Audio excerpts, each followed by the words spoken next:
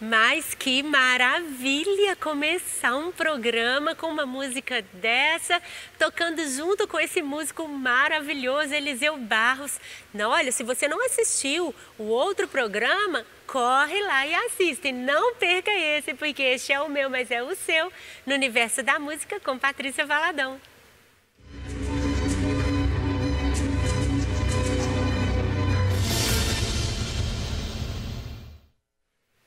Eliseu, vamos continuar nosso bate-papo. É tanto assunto que se a gente não tomar cuidado, vai precisar de vários programas. A gente fica fazendo música 24 horas, né? É uma delícia, é bom demais da conta. Eu tô amando esse tempo aqui juntos, viu? Eu também. Tá deixando meu dia muito alegria. feliz. Eliseu, falando agora um pouquinho sobre o estudo do violino, eu tenho algumas perguntas que talvez seja esse tipo de pergunta que o nosso telespectador também tem. O violino é um instrumento difícil para ser aprendido. Eu acho muito difícil. E eu queria que você abordasse alguns dos desafios, começando pela afinação. A grande dificuldade que eu sinto no violino é a necessidade de cuidar de pequenas distâncias. Se a gente põe um dedo, aqui é um som. Misericórdia. Quer dizer, eu mudei muito pouco e já gerou uma diferença enorme de afinação. Então a gente lida com distâncias, microdistâncias, digamos assim, né? Então, no meu ponto de vista, isso torna um instrumento um pouco difícil. A gente não tem as divisórias, né, que tem o violão, o cavaquinho, para determinar o lugar de cada nota, mas esse lugar ele existe. E a gente tem que trabalhar com muita repetitividade para fazer a mão da gente acostumar com o lugar certo dos dedos. Enxergar as posições, né? Pois é. Então, essa eu diria que é a grande dificuldade que a gente tem no violino. E, na verdade, também são dois instrumentos. Esse aqui é o arco, que é um instrumento muito à parte do violino. A gente tem técnica, cada dedo aqui tem uma função específica para a gente abordar tecnicamente o manuseio do arco. Que isso? Então não é só segurar o arco, não. Tem a técnica para segurar. A técnica para segurar, para fazer articulações curtas. Cada tipo de toque exige um procedimento diferente na mão. A gente dedilha também essa mão do arco. Puxa vida, e em termos de afinação, o que é importante um jovem estudante ter como, vou chamar assim, café com pão, né? Todo dia, para ele trabalhar a questão da afinação no violino? Considerando que a pessoa que vai aprender o instrumento, ela tenha o que a gente chama de inteligência musical, que é aquela inteligência que reconhece sons, se está mais alto a afinação, mais baixo, se mudou a nota, se mudou a harmonia. Considerando que a pessoa que pratica o violino tem isso, o próximo passo, num primeiro momento, é trabalhar muito a parte mecânica, que é muito parecido com a técnica de digitação. Tá bom. Computador, antigamente máquina de escrever, que tem o piano, a gente tem muito isso e a gente cria o que a gente chama de processos de distanciamento dos dedos. Por exemplo, quando fica junto é um semitom, quando fica afastado pode ser a partir de um tom para cima. Então a gente trabalha o que a gente chama de mecanismo para automatizar isso aqui no violino, porque a gente tem que ter a afinação pronta antes de tocar. Depois que toca, se tiver desafinado, vai parecer desafinado. Então a gente tem que arrumar uma forma de tocar afinado antes que o som saia, para não ficar, senão, sempre corrigindo a nota. Já ter tanto a referência de digitação, quanto também o som pronto, né? Exatamente. O som que você quer. Existe uma região no violino que é mais difícil ser tocado, de alcançar esta afinação? As partes mais altas das cordas que sobem, vai tornando a dificuldade maior para a afinação, porque as distâncias elas vão diminuindo. Elas vão diminuindo, a tal ponto que tem semitons. Não é possível dar um semitom mantendo um dedo preso. Então eu tenho que tirar um dedo para pôr o outro, porque a distância ficou tão pequena. Então, quanto mais agudo, e aí vale para todas as cordas, quanto mais agudo dentro da própria corda, mais difícil é a afinação. Você tem uma mão de violinista, mas eu também posso chamar aqui para uma mão, assim, que se fosse um pianista ia tocar um Prokofiev, um Rachmaninoff, muito bem, com o tamanho de mão que você tem. É um desafio por causa das distâncias? Muita gente brinca que eu deveria estar tocando contrabaixo, né? Contrabaixo acústico. Né? Mas eu diria que é um desafio a mais para certas passagens, mas por outro lado favorece outras passagens que exigem intervalos maiores, por exemplo. Eu consigo fazer...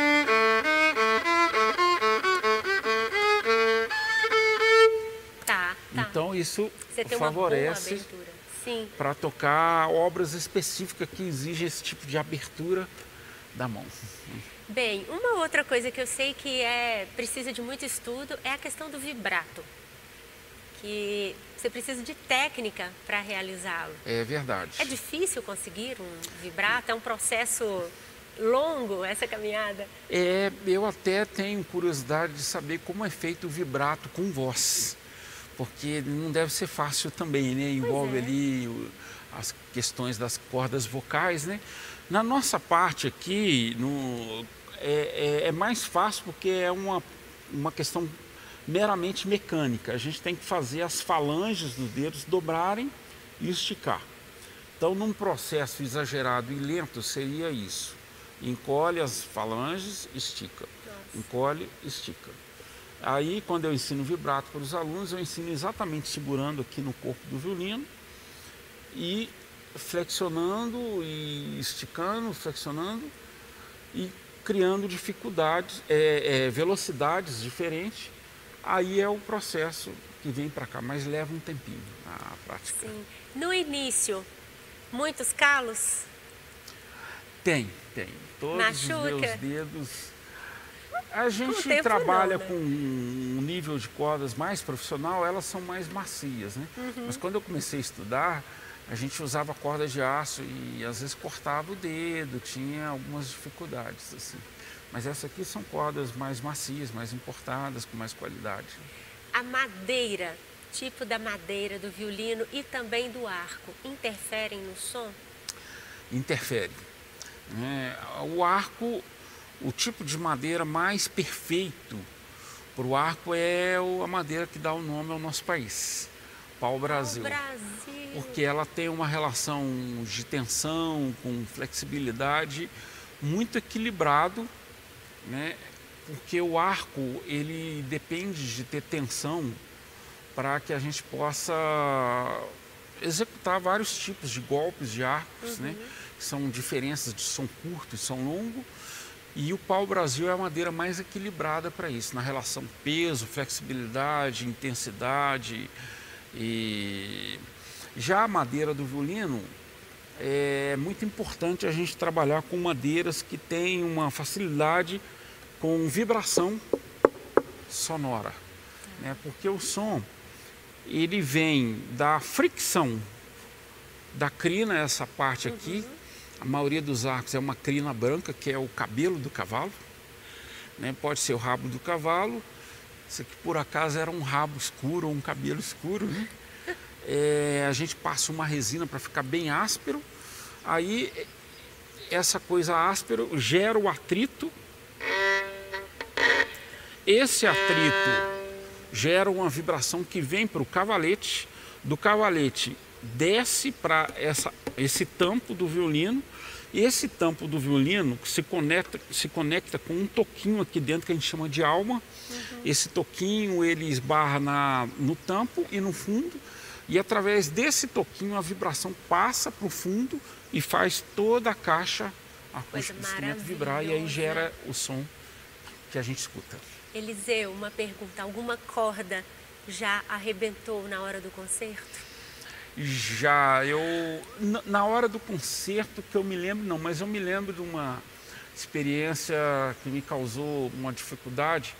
Eu havia ganhado um concurso de jovens solistas em São Paulo, para solar com o Zesp, eu e o meu irmão Alexandre. Olha. Nós íamos solar o concerto de Bach para violino e oboé. 10 minutos antes de entrar no concerto, a minha corda, se não me engano, a corda sol arrebentou. Para piorar a situação, a gente sempre carrega a corda reserva, eu estava sem. Que isso? Corri atrás do Spala, o Spala me acudiu muito gentilmente, mas gerou uma dificuldade porque a corda, ela leva algumas horas, pelo menos umas 6, 7 horas, para ela assentar e pra não ficar ajustar, voltando. né? Então, eu afinava, alguns minutos depois, a afinação. Aí, nas pausas, nos compassos, assim, momentos de 2, 3 compassos de pausa, eu afinava. Ai, que sufoco! Eu me lembro que até isso foi gravado pela Rede Minas, e em alguns momentos captou. Na hora que a orquestra estava tocando, que a gente tinha pausa, eu lá. Que sufoco, Eliseu! Era uma dificuldade. Que sufoco! Bem, nós temos um trecho de onde você toca com um grupo de câmara, inclusive são pessoas muito queridas, e eu quero que o nosso telespectador ouça e depois nós vamos comentar sobre esse trabalho de câmara. Vamos lá?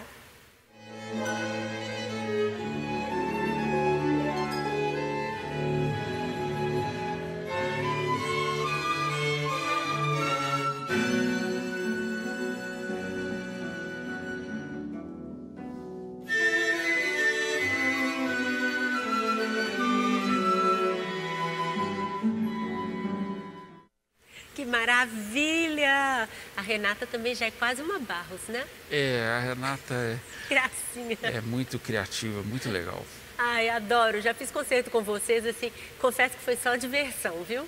Foi muito bom. Qual obra que vocês estavam tocando? Nós estávamos executando o Quinteto Instrumental de Villa-Lobos, que é uma obra de um desafio ímpar para todo mundo. Deu muita dificuldade. A leitura é difícil difícil ou mesmo juntar os trechos musicalmente? A escrita é difícil, de muito desafio para todos, para a harpa, as cordas, a flauta, e também a escrita rítmica. Nossa. Tem muita coisa assim que toca junto com que altra de 2 com 4 ao mesmo tempo. Foi um desafio gigantesco. E falando um pouquinho sobre a música de câmara, Eliseu, porque no programa anterior nós mostramos um vídeo onde você era o solista. Então você está ali por sua conta e risco e todos estão ali te assessorando, te dando aquele suporte maravilhoso musical. Dando uma força um para o outro. Uma força, né? No caso da música de câmara, todos são importantes, todos têm papéis específicos. E você usou um termo muito importante, que é a química. Como que é importante a gente ter química num grupo de câmara? Exato. Essa química, eu considero a magia que é necessário para toda atividade. Mas, por exemplo, uma cozinheira que não tem a química na mão para manusear os ingredientes, ela pode até ter todos os ingredientes. Sem essa química, parece que a comida falta alguma coisa, né? E na música também, principalmente quando a gente faz música em grupo. Porque a gente cria uma atmosfera quando a gente está tocando. E essa atmosfera, ela tende a se somar a outros que geram atmosfera. Citamos todos ali numa mesma química, né? Verdade. Porque pode acontecer o contrário também, já vi acontecendo. Quando um não bate com o outro, é um concerto muito desagradável isso, né? Então, essa química, ela é fundamental, né? Ela é importante, né? E eu percebo assim, que você é um líder nato. Pelo menos todas as vezes que nós tocamos juntos, você naturalmente conduz todo mundo, desde o horário do ensaio, as passagens mais importantes. E você é uma pessoa muito tranquila. Então você passa pra gente muito essa tranquilidade, que tudo vai dar muito certo. Combina o bis, né? A gente ainda sempre fica brincando com o bis enfim, é importante também esse papel do líder, né? Você saber como abordar os músicos, entender a dificuldade de cada um e também, muitas vezes, sentir quando pinta um clima, assim, né, Eliseu? Olha, Patrícia, eu tenho essa característica de liderança, mas eu sempre fui muito ajudado. Eu creio que Deus conduz muito a vida da gente para encontrar pessoas. Então, por exemplo, eu me sinto muito liderado por você quando eu toco com você. Que isso? Porque eu sigo muito você, né? Então, há uma liderança muito natural. Talvez você não saiba disso, mas eu sigo muito, eu percebo no ar muito pensamento seu. Isso é uma liderança. Você propõe isso, às vezes assim, vem, você propõe e eu vou atrás.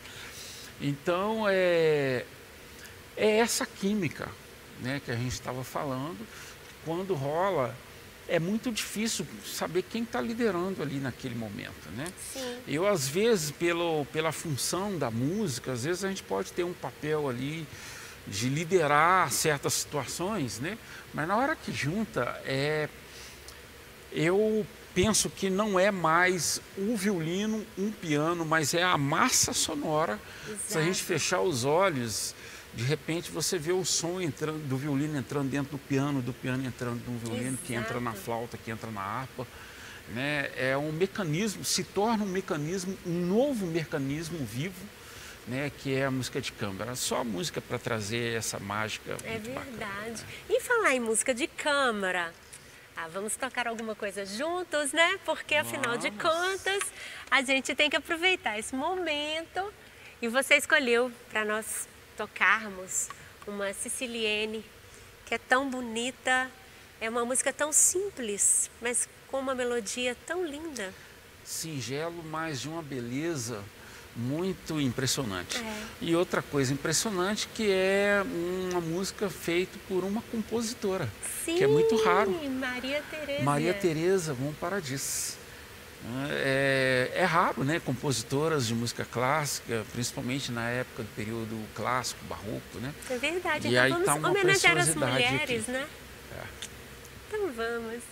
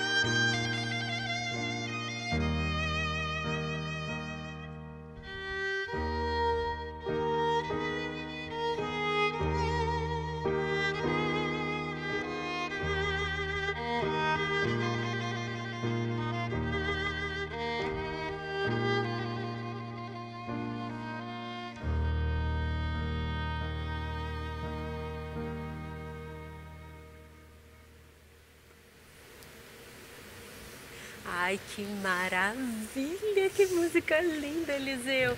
E o que eu gosto quando eu te acompanho é justamente sentir as ondas, o som, sabe? O giro do som que você faz assim para poder chegar na próxima nota. Enfim, eu vou chamar de maldades musicais que a gente vai pegando no decorrer da nossa vida, né? Uma coisa interessante é que a Bíblia fala que nós somos criadores. E a música permite a gente exemplificar isso. Porque embora exista a partitura, mas a partitura é meramente um termo técnico. Sim. Né? Ela vai dizer se tem um sol, se tem um fá, um mi, um dó. Mas transformar isso em arte depende de criar, de ser um criador, né? Então é muito bacana isso e a gente faz isso muito bem. A gente está sempre criando em cima do que já envolvendo existe. nesse som, né? Eliseu, em falar em som, mostra pra gente algumas possibilidades sonoras do violino, alguns efeitos que os compositores pedem. Tá certo. A gente pode tocar um instrumento sem vibrato.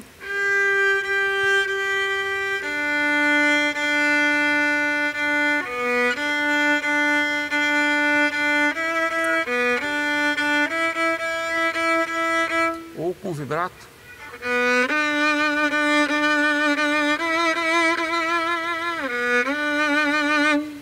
A gente pode tocar com beliscar, que a gente chama, é uma palavra italiana, pizzicato.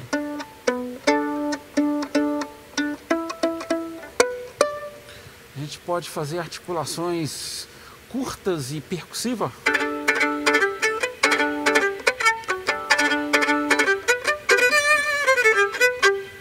A gente pode fazer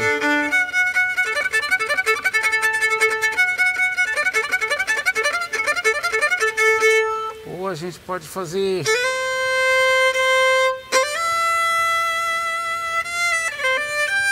mais meloso. Então tem uma infinidade de possibilidades aqui de sonoridade, né? De que timbres. Maravilha! E cada compositor vai deixando esse específico lá na partitura. Exatamente. Bem, nosso tempo está acabando, mas eu quero fazer uma música agora, para a gente ter aquele tempo especial de oração. E tem uma canção que fala: mais perto quero estar. É o melhor lugar. A gente pode querer estar próximo um do outro, a gente pode querer estar próximo de coisas financeiras, a gente pode querer estar próximo de tantas coisas. Mas o melhor lugar, né, Eliseu, é estarmos próximos de Jesus. E é o mínimo que a gente pode fazer, porque Ele é o doador de todos os dons, doador da vida, doador do talento, doador da madeira que fez o violino, que fez o piano. Então é o mínimo que a gente pode fazer, retribuir, tocando, oferecendo para Deus essa adoração e convocar todos os nossos ouvintes, assistentes que nos veem para adorar junto com a gente. Amém. E ó, é só um até logo que eu dou para você, tá? Ok.